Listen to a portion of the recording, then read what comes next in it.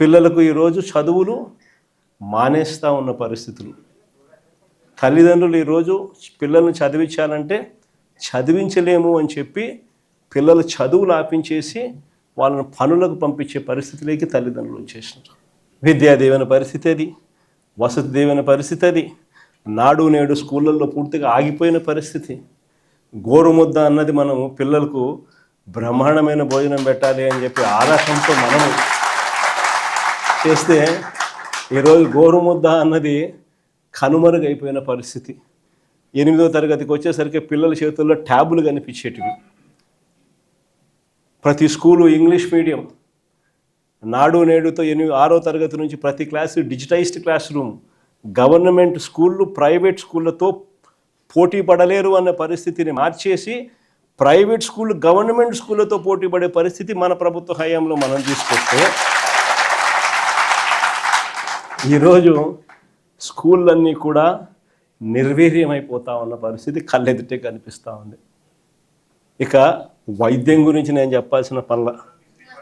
ఆరోగ్యశ్రీ అన్నది మన హయాంలో ఏకంగా 25 లక్షలకు పెంచినాం.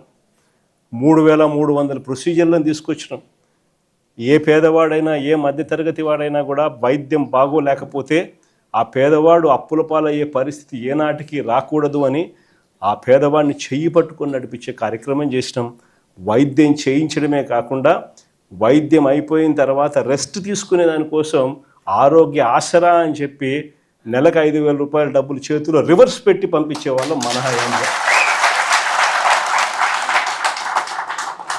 ఈరోజు నెట్వర్క్ హాస్పిటల్లో మాకు 3,200 కోట్లు బకాయిలు ఉన్నాయి.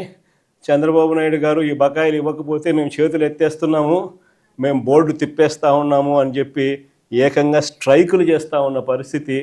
పేదవానికి ఈరోజు ఆరోగ్యం అందుతూ ఉన్నా అందకపోయినా కానీ కనీసం ఆలోచన చేసే నాతుడు కూడా ఈరోజు రాష్ట్రంలో కరువైన పరిస్థితి.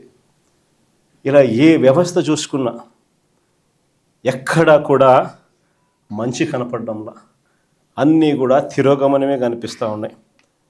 రాష్ట్రానికి సంబంధించి ప్రభుత్వం బాధ్యతగా చేయాల్సినవి ఏవి కూడా బాధ్యతలు నిర్వర్తించడంలా. నాడు నేడు ఆగిపోయింది. మెడికల్ కాలేజీలు అమ్మేస్తూ ఉన్నారు. ముఖ్యమైన రాయలసీమ లిఫ్ట్ వంటి ప్రాజెక్టులన్నీ కూడా చేయకుండా ఆపేసిన కార్యక్రమాలు కనపడతా ఉన్నాయి. రైతుల గురించి పట్టించుకునే నాతుడు లేదు, పిల్లల గురించి పట్టించుకునేవాడు లేడు, అక్క చెల్లెమ్మల గురించి పట్టించుకునేవాడు లేడు. చివరికి అక్క చెల్లెమ్మలకు పొదుపు సంఘాలకు 0 వడ్డీ డబ్బులు కూడా ఇవ్వని పరిస్థితి. స్కీములకు అయితే దేవుడు ఎరుగు, కనీసం 0 వడ్డీకి డబ్బులు కూడా ఇవ్వని పరిస్థితిలోకి అక్క చెల్లెమ్మలు మొత్తం నిర్వీర్యమైపోయిన పరిస్థితులు ఈరోజు రాష్ట్రంలో కనిపిస్తూ ఉంది.